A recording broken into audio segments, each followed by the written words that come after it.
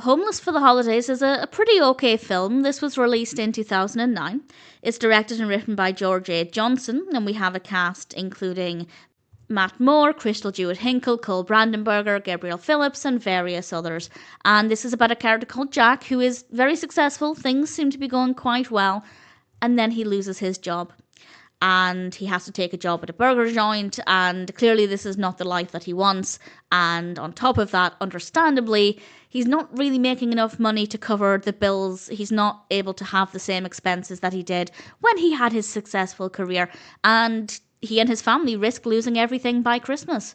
It sounds miserable. It sounds like a really depressing story, but actually, it's not too bad. I was surprised to see that IMDb listed it as a comedy before I started watching it, and while I wouldn't say it's necessarily laugh out loud funny, it is definitely a lot lighter than I would have expected it to be, and that's not a complaint or anything really, it's just an observation. It's not as miserable as it sounds, while still addressing a topic that a lot of people might unfortunately face at some point.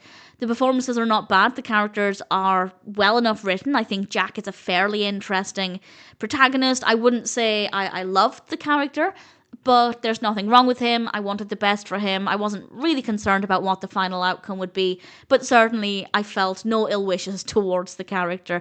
It's not very festive. We have some decorations and we have some good camera work and lighting, so visually it's fairly satisfying, and I do think the film could provide a comfort for anybody who's going through something similar. That being said, if you are going through something similar, maybe you don't want to be reminded of it for an hour and a half or however long the film is.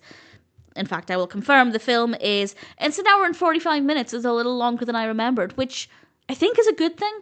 If I thought it was shorter, that means that there was no issue with the pacing. I never felt it was dragging, so that certainly works in the film's favour.